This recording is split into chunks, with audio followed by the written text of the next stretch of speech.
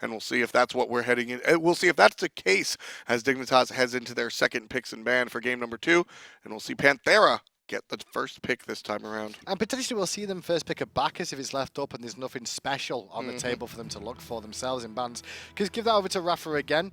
That was the first loss we saw Suntouch on the Ares so far this season. It wasn't like he had a bad performance on that. He tried to make things work for his team. He got the same sort of no escape stuff he was doing before, landing all his chains, but wasn't finding enough. And Panthera respecting that Giannis. Yeah, one of the highlights for Team Dignitas here, both in their again what we said in the beginning of picks and bans last time, both the utility side of Giannis and the damage side of Giannis got to be showcased for Team Dignitas' Shadow Nightmare. So taking that off, I really like that choice as Dignitas opt one more time to ban out the ever ready Thor. I think obviously, it's going to be a backup ban here. I was going to say, I think I see a Khepri ban coming out here potentially from Panthera because I don't think they would like to play that if they want to. But with Yammyn having that ices taken away from him, I expect Panthera may look at Khepri here.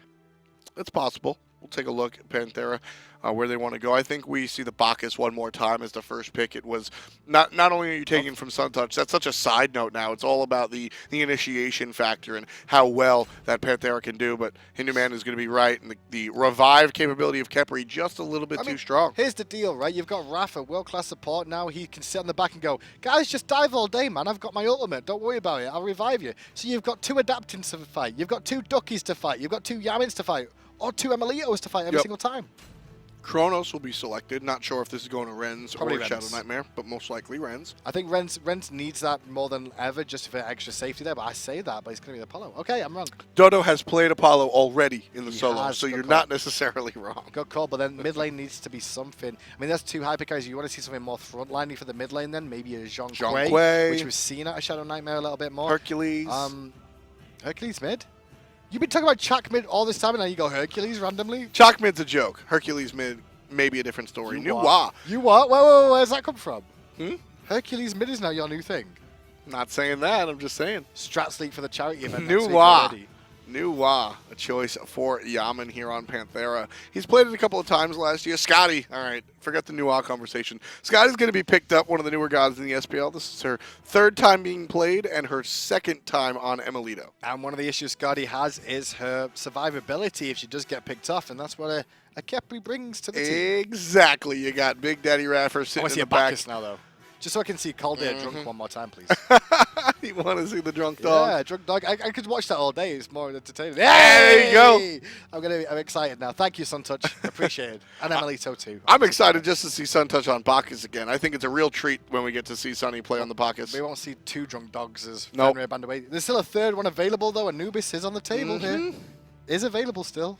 Do we get the double dog? We'll see. But Ao Kwang will be banned out, so no dragon available. 2 more bans, 1 for each team. Team Dignitas up to plate right now. And we'll see what they opt to take off the table. Nuwa, Khepri, and Skadi leave a jungle and solo pick that Panthera have to go to, and Dignitas will take Naja away from adapting. I can still see adapting go to the Awilix if he wants to here. Same. I mean, it's still effective against Bacchus, of all things. When Bacchus sleeps, you just pull him straight out of the sky and delete him. Is one opportunity for them to look at immediately. Not only that, he's still got great mobility on that god, and individual playstyle is kind of suits him, to be fair. Yeah, I think Awilix is 100% the correct choice here, not just because of the fact Awilix doesn't need any additional knockups to help her out do her game, but if your form of initiation is to jump in, Awilix should just pull you a neuter, like you said, and then Hunbats again. Yeah, it's another reason. With Hunbats taken off, there's not many other options. Vamana, though, this time, instead of the Bellona for Ducky, so he's going to take Dodo's god from last game. Maybe he thinks that is going to be an Apollo right now in the solo lane, because that is still a flex option for Dignitas here, as we head over to Panthera's last pick, which will be their jungler. It is going to be the Awilix, well picked by Panthera. And again, their lineup looks very strong. I think you can put a question mark on the Skadi simply because she's so new, but emilitoo did do very well last time around. And Guan will be the selection from Team Dignitas, and they will likely put him in the short lane, leaving Apollo. Chronos in mid, Apollo in the jungle. You got confused then for a second, didn't you? No. Because I hesitated because, I mean, Apollo mid is not a thing, right? Well, ask Harrowwind. We've seen Apollo mid in the SPL. That's true. And if you give me Apollo with Chronos, I think we see Rens on the Chronos more often. But I have always wanted ShadowNightmare to be on that Chronos. We've seen him on Neath before, so we've seen ShadowNightmare on Neath where we go for the Apollo, but I don't think it will be. Yeah, it will indeed be ShadowNightmare on Chronos in the mid lane. Skadi played by emilitoo. With the throwing dagger start one more time, 2 health potions, 2 mana potions. Pretty much standard at the moment until at least the next patch hits, and we'll see. And there's the dance you can make Calder do. Just swing around in circles and... chases his tail. Yeah. Well, chases her tail, technically. Sure. Chases the tail. Vamp Shroud will be the choice for Yammyn. So Soulstone has been very popular, but we're going to see a little bit more regen on the side of Panthera's mid lane. See where Suntouch goes with that relic as well. He's not picked one up just yet. He's continuing just buying his items. It's going to be Purification early on in this game. So that Purification signifies to me that he's very, very aware that he's going to be a focal point of adapting this game with those flops. And FrostiaK, he's got the same situation with himself as well, which means he's going to be very careful. Yeah, expect to see the Purification belly flop into the ultimate coming out from Suntouch. Might wind up in Puri being wasted at sometimes, but it'll be very effective. It's not just for Awilix, though, just to be clear here. Oh, yeah. It's also to deal with Skadi. That Winter's Grasp, that ultimate will root you in place and destroy you. You can't... If you jump in and she just Winter's Grasps you, what are you going to do? Stand there and die, that's what's going to happen.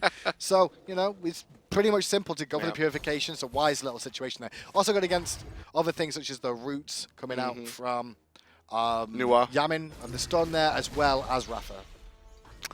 Khepri in the short lane for iRaffer. And there we see already the aggression damage coming out onto Suntouch, and he finds himself one basic away. Caldi are going to give him a chase down. The pupper might be able to get it, but be in the face. One hit of the basic, and the dog goes right on back home. Yeah, Caldi, take that. However, he did use his Purification already at level 2. So, will they be available by the time that we see Adapting hit level 5 is the next question on my mind. It's all about how quick Adapting gets online. Yeah, but look at him right now. His health is very low. Adapting finds himself in the yellow after an exchange in mid lane against Team Dignitas. Chronos and Batz versus Nua and Awilix. How do you feel about this one? Lane pressure definitely in favor a little bit earlier on for ShadowNightmare and FrostiaK. They've got multiple ways to clear the wave. Obviously, Adapt is going to get in a little bit close, and Yammyn takes till about level 4 before he can fully wave clear. Generally, you'll use 2 abilities at level 3, your Fog and your Shining Metal, and that'll clear the wave out for you. But then, once you hit like level 4, it's like one ability of either, and you'll be fine. Dual lane, the push is going to go to Panthera simply because of Khepri. That Ice Spear is pretty decent at clearing the wave, but we bring it up so often. Khepri's just so adept at being able to bring the pressure. Currently in the throwing dagger meta as well, where you don't really use your abilities to clear the wave, you just rely on in-hands. It's not a bad detriment that emilitoo, you know, with those spears in hand. The autos are very, very good on Skadi. However, Khepri's power with that push. Just continuing to poke it down. AoE damage on those minions as well, just cleans it nicely. So they've got to look to pressure the right-hand balls here as well. Or Suntouch again, who hangs onto that for the very last second before flopping away. Yeah, just gets out of there, no problem. iRaffer would have... The pluck wasn't the plan there. They were trying to see if they could bait something out, otherwise that abduct. That's a really good play from Dignitas to steal away the back harpies, but look what Adapting's done. The same thing. Stealing away the back harpies on the left-hand side. He'll hit 5 off this, and I have a feeling he may head to duo lane if he sees an opportunity there. I thought the duo lane was responding to Adapting, but instead they're just getting their own pigs, and Adapting will find safety behind enemy lines while he backs.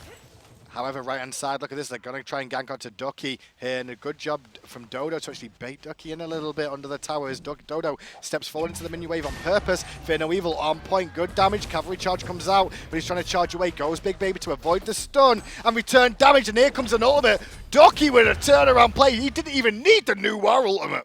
FrostiaK very low as well. Almost a 2-for-1 coming out from Ducky. Extremely well played. FrostiaK uses the Sacred Monkey to engage instead of able to chase it down to clear the path. That's Ducky. That's Dimmy in disguise. That's just Dimmy in disguise. This was a master play from Panthera to say, yeah, Dimmy's away this week. We're going to play with a guy called Ducky because, you know, he's away. And everyone's like, yo, let's gank this new guy. And it's Dimmy. Dimmy just wants the stat pad. That's what it is.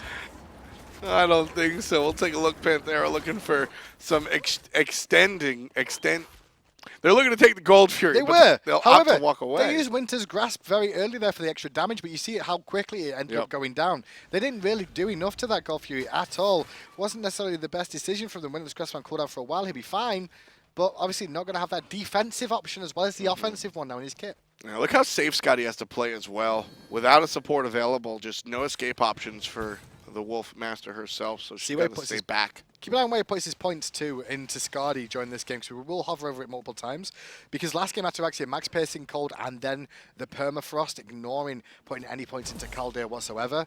However, this time round, at the moment, it looks like he's put 1 point into Caldeir just for that extra dash ability.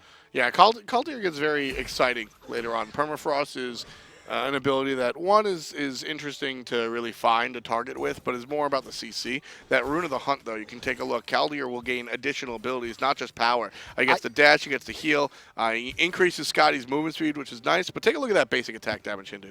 I mean, the basic attack damage, yeah, okay, 100% of basic attack damage from Skadi. And if you go for the attack speed build, which is currently meta, cool. Yep. However, for me, I'd rather have the permafrost being bigger. It's guaranteed damage. You can't miss that ability. The radius gets bigger as it goes on. Sure. It creates a slip and slide show, which is great for the fans at home to watch people run into walls every time and bash into each other. Not only that, Caldeir's still going to do Caldeir things with just 1 point. The dash is all that's really needed for that ability. Not necessarily. It's the amount of damage. When there's a player running away and the dog's chasing, right? Couple of basics will make all of the difference. But Caldeir is the 6th man. The 6th man doesn't have to perform all the action if you don't want it to. You could just rely on the 5 men you've already got. Caldeir's just an additional factor that can body block some shots, get some extra damage on, and then, you know, be your friend by your side. I guess there's two different approaches to the god. At least you're never alone in lane, right? You've always got a friend. Yeah, and that's the best thing for supports now. Support players out there. If a Skadi ever complains about getting ganked, time to shut up. They've got somebody there with them already. It's their own fault. They can't 2v1. It's their own fault. What's ironic about that is Skadi's probably the guy that needs her handheld the most in lane, even more so than him using Cobb. So I mean, I'd say a music Cop's still a little bit, just because pet better than bees, I guess. Dog is better than bees. Look at this in the jungle though. Suntouch under pressure, bursted heavily. Purification is down, but guess what's about to come down from the sky? There's Nuwa taking out the support, and FrostiaK will answer. So Dignitas on the board earlier than last time around. The jump away will be caught, and FrostiaK's going to spill. But iRens shows up, is able to find a kill onto Adapting, so a 3-for-2 exchange right there. Traded out jungle for support on both teams overall. Adapting picked up FrostiaK after FrostiaK picked up iRaffer after iRaffer set up for Suntouch's death, which went the way of Yammyn. Yeah, so 3 kills going Panthera, but Dignitas able to keep up this time. Last time, Panthera got about two free fights before Dignitas started dancing toe-to-toe, and now this time around, Dignitas able to answer right back. That was well played from FrostiaK as well. He immediately ulted and looked for iRaffer, knowing that if you could get him during the ultimate, it means he can't get that ultimate off himself to give anybody a revive back. So iRaffer falling down, set up for Adapting's death soon after, as well as there was no additional people in that team fight. Yeah, great target choice. Great target choice. I do want to see some more attention being paid to Adapting because this Awilix has been able to do whatever she wants pretty much. That kill in that last fight was very important for Dignitas. Well, 2 members of Dignitas still in this left-hand lane against 2 members of Panthera at the moment. Yes, I'm counting the dog, and I'll keep doing so until I prove the dog is useless. And then in the jungle, though, this allows a power play for Panthera there to invade that red buff and abuse the map. Adapting gets the buff after the invasion. And again, this line of wards coming out from the Chaos side. This time it's Dignitas playing on red, and you can see they just have a ward south of the Gold Sphere on both entrances, as well as a ward right on in the middle. But look how deep the wards always are from Panthera. They're never really in their own jungle, their wards. They create a line across the map pretty much every single game to say, when you step past this ward, that is our territory. Exactly. They set the boundary themselves of like, this is our territory. Now they get to put a sentry just on one side of their own map just to be like, okay, just make sure there's no ward here, so I can rotate in for a gank. But they know their whole position of the team. Yeah, Dignitas' wards are a lot more traditional. Just, you know, hey, we're by the Gold Fury. We'll put one in the mid lane so we can see when you're crossing the street. Panthera, a little bit more, as you said, very, very deep wards and just a huge amount of wards as well. Panthera always very high when it comes to the warding. And it's a good patient game as well for Panthera. They don't have to rush things at 8 minutes in. They've got themselves in a pretty good position. We check the graphs here.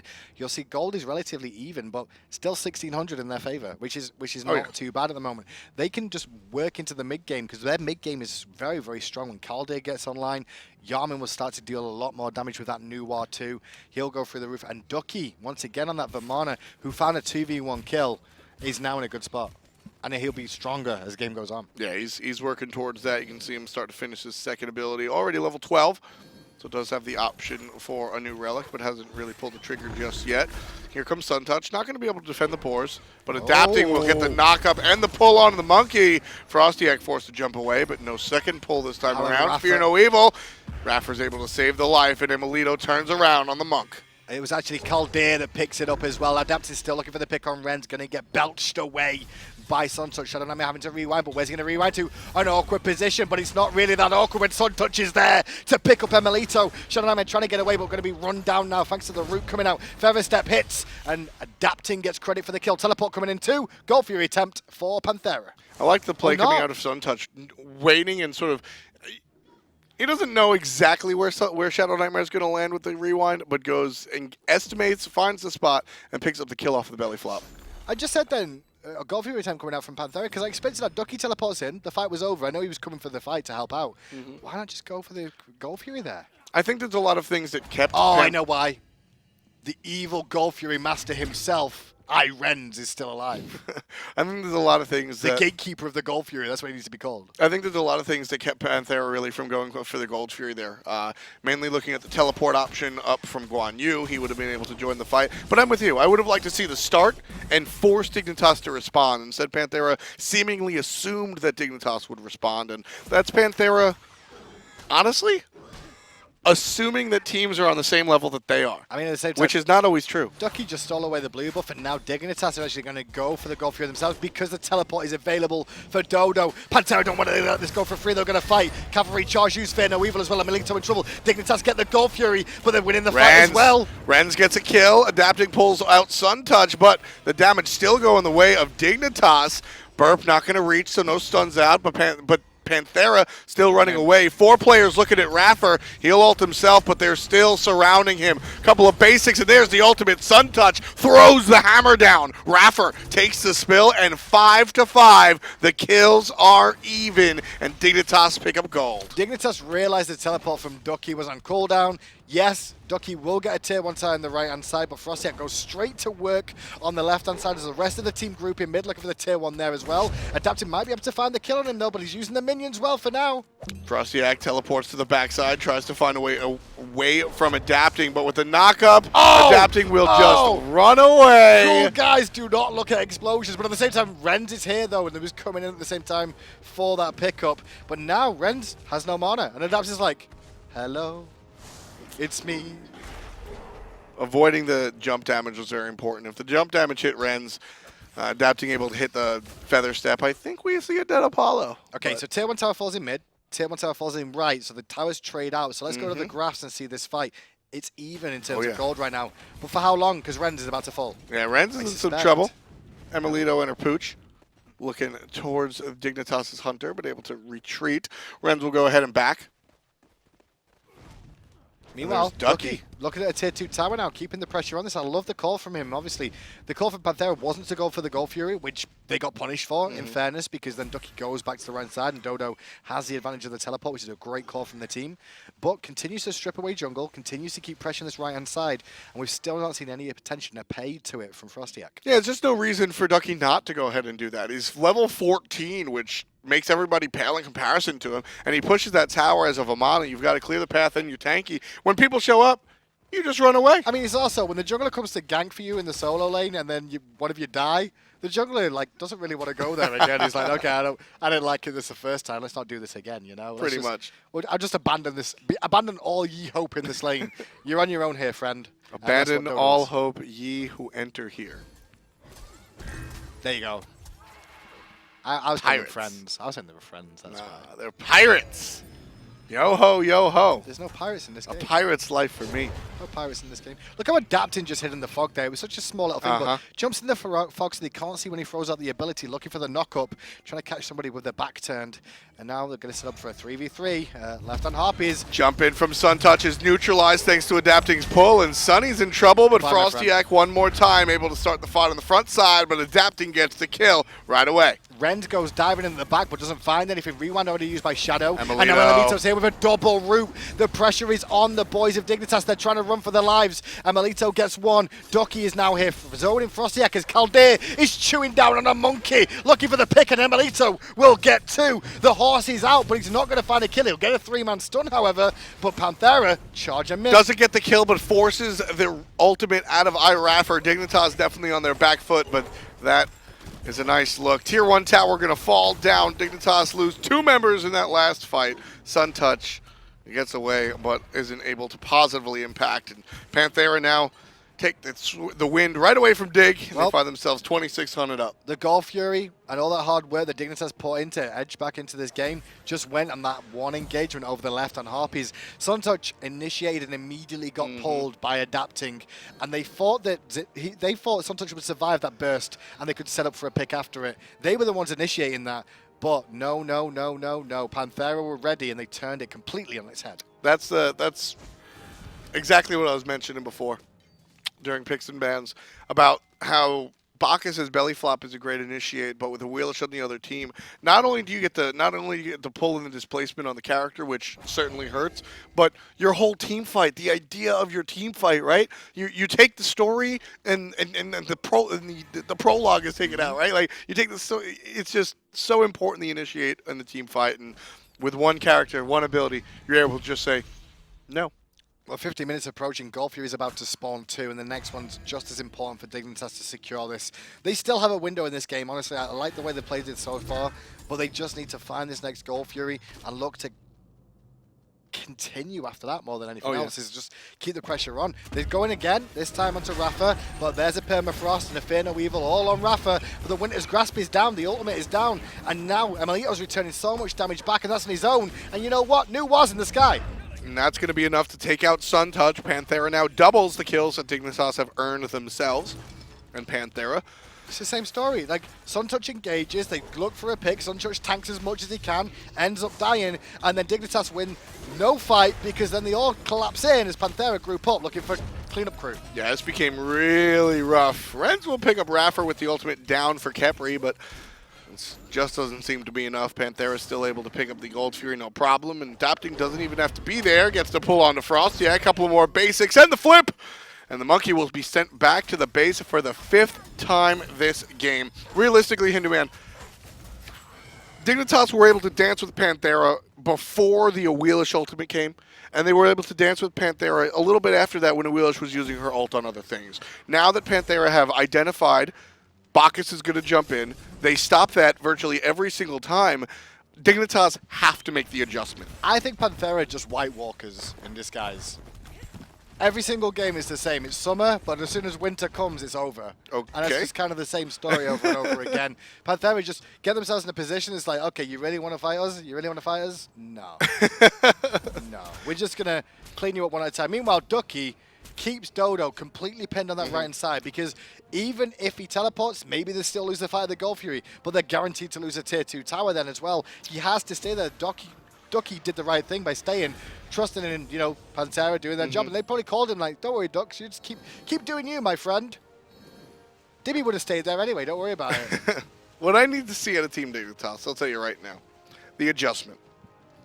They're having Suntouch jump on in, get smoked every single time. And then coming after him, FrostiaK gets in, throws an ultimate down, and things almost go the way it did. Well, they're looking for a pick, right? They look for the pick every single time. Turn it around. Every time. Turn it around. FrostiaK going first. You know why? Now Awilix is CC'd. Even if it's just for the moment, the Fear No Evil comes out before purification of Awilix, then you send the Bacchus in. You have to make a change here. And even if you disagree with what my analysis is on the execution of the team fight, you have to. Everyone can agree that something has to change for Team Dignitas. I can see that option that you're looking at there. The biggest issue is, though, is that FrostiaK's not that tanky.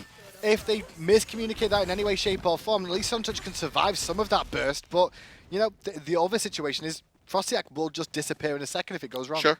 And how's he going to initiate right now? But like Blinkle, is that what you're looking for? Yes, but like I said, even if there is not an agreement on my execution of the team fight, there has to be an agreement from everyone involved that something has to change because the Bacchus Initiate has been neutered the past like 4 or 5 times. The engagement just isn't working, and something has to change. Wave clear down the lane from Panthera. Now they're grouping up, looking for it. And I love the way they use Fog Panthera. Every single time just hiding it. They're going to tank up this tower, and that's going to force the teleport in from Dodo. You see Ducky's already made the rotation over here with the teleport too. We're going to see a fight. Yeah, it's 5-on-5 here, and Dignitas, they're going to come a little bit off their tower, but they should fight underneath it, taking the 6-on-5. No, that's a really good win for Panthera already. They get Ducky's ultimate on Vamana for free, relatively, just for some simple poke damage that came out from Rens. And you see Panthera now pulling back because of that. They realize that one of their main frontline abilities with that big baby is just not available for the next team fight. Well, so the other reason why he's able to have that done to him so easily, Ducky, is because he went for Transcendence, which...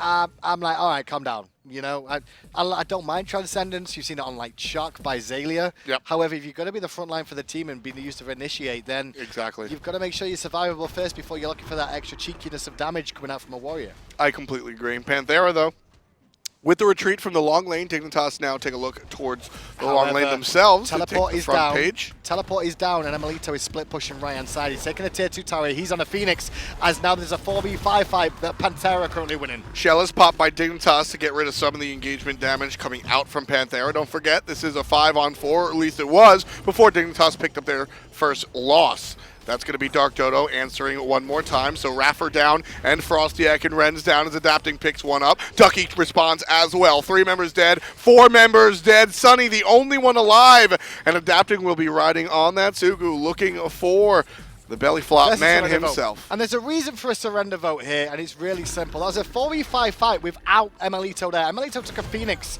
as that happened. Yeah. And they all piled in Dignitas to kill iRaffer after he'd used his ult. As they piled in, you saw Panthera just sit there, patiently wait, and then all at the same time, and okay, go, they're all going to get low by just generally poking from distance. New ult, Awilix feather step, Ducky uses all his abilities at the same time. Game over. If the initiation tool is going to be Bacchus, you got to at least think about banning out the Awilix. I mean, I guess the Awilix was a thought in their mind, but I don't think they were too worried about it. They took combats, they took Bacchus, Caravan phase, they had the opportunity to do it, and they went elsewhere. Ducky stepping in this week for Ninja Dimmy. It's Dimmy in disguise. Just Dimmy, That's rather. his new name, Dimmy in disguise. Ducky comes out and not only mitigates his gank to start the game off, but actually is able to turn it around. Now, sure, he gets some help. No, he doesn't get help from Nuwa. He didn't get help. Before the Nuwa hit, he able to get the kill. So Ducky, not just in one game, wasn't the one-game wonder. In both games of that set, really turned around and was a big part, or really turned up and was a big part of the win for Panthera. Well played, Sub Ducky. Game 1 was very instrumental in his performance. He had high player damage, big rotation to the team. Game 2, he had a different mentality in that game, and that was stay in lane and keep pressure on. Pressure. So Guan couldn't turn up for the heals in the team fights. Yeah, I've been playing on that new certainly something a little bit different than we see normally in the mid lane. Well, I mean, Yammyn's played this last season predominantly, but it just depends on certain situations where they feel this is going to be better for them. And realistically, if the plan is to have Ducky keep Guan Yu out of the fights by keeping him pinned, then you're going to have some sort of other control from a mid laner. The Fog does that as well. Not just the clay minions, the Fog. Yeah, no, Nuwa's a character that has never... She comes and goes. She always sits like right underneath the top cusp of the meta. Players will opt for her when they choose when they just want to play something, whether it fits to fit their specific composition. So I really liked the Nuwa play. I really did. Obviously, we saw some other play in Skadi once again in this game. emilitoo continued his winning ways with this god so far this season. Calder making an impact. Laning phase looked pretty good from my point of view. I think it works very well with a Khepri more than anything else. Yeah, I think that the emilitoo on the Skadi, or just Skadi in general, works well in the same way that other gods that lack an escape really work well in the sense. And that wasn't him. That was all iRaffer. The big key there is Winter's Grasp stayed on Calder because he didn't actually die because the revive went through. So it allowed the damage to still go off from the pooch, as you called it. Well, look at that damage in the corridor. Look at the damage in the corridor. And yeah, let's highlight Calder right now. Just that long range that the Hunter is able to have with the Kaldir ability, just able to stick onto the target, basically like a dot, and that's gonna be a big deal. Just constantly chomping down. But what I wanted to focus on before that was just right before they made it into the middle lane. You see that entire area of mid harpies. It's just covered in blizzard. Just covered in grass. It's completely covered in snow. There's just nothing you can do about it. What do you do about that? You just get snowed on. Press sprint. Sure, but you just get snowed on. A lot of damage coming out from the Pooch and everyone else on the side of Panthera. We'll take a look. Yep, they're still number one. 15 wins, 1 loss coming to them from Grinch Crew and Team Dignitas, even their slash line 6-6. Paradigm did increase their standing a little bit this week, obviously, with those games earlier on today. And obviously still Fnatic at the bottom, hungry for more, just behind them. As for the rest of today, we're going to move on to our Xbox SCL qualifier. It's on the European side, of course, as today is EU Day. And then Sunday, Luminosity and Soar will go against Team Allegiance in the doubleheader. The doubleheader should be an exciting one for Allegiance there. Can they stay up in that top 4 scenario? Because let's be honest, those Allegiance have been trying to climb into the Pentagon of Power or something like that is what Adonis has been saying, the Pentagon of Power. Is it Pentagon? Yeah, no, it's the Pentagon of Power. And actually, I really like that. Pentagram of Power I like more. I did mention to him that I like the Pentagon of Power, but he's definitely latched onto it. There's great thought there, though. What Kevin alludes to is the idea that all of these 5 teams in North America can sort of take games off one another, but the transitive property doesn't really apply. It's like Pokemon, right? Yeah, sure. Water beats fire, fire beats grass, grass beats water. All right, that's a triangle. You got 2 other types? Like Ghost and Fairy. A little bit lost, but so here at the SPL, we're done. We're going to move over to the SCL. But just as a heads up, if you guys didn't know, as we take a look at our snapshot, we'll see the Smite Console League qualifiers, Europe week number 6. This is the final week, and Team Rival and Barrage will be facing off in the grand finals. And that'll probably go the same way I've seen it go every single time, probably 2-1 in the favor of Rival. We see that multiple weeks. So the SCL will move on to that. That's a best of 3, but you're gonna want to stay tuned. As you guys have known, a member of our community and specifically our caster community, Allied has recently fallen very, very sick, and we're combining as a community to really help him out and do the best that we can. So a couple of the guys from Envy, his former team that he was playing on and his current team that he sort of claims, Cajun Agent, Kiki, and everybody, they're going to be hanging out on Kiki's stream, Kiki Sobiki. We're going to go ahead and host them after the SCL. So stick around for some Xbox action, but definitely stay tuned for all of the fun stuff over there. So we'll catch you in just a couple for the SCL qualifiers. Stay tuned on hi-rez TV.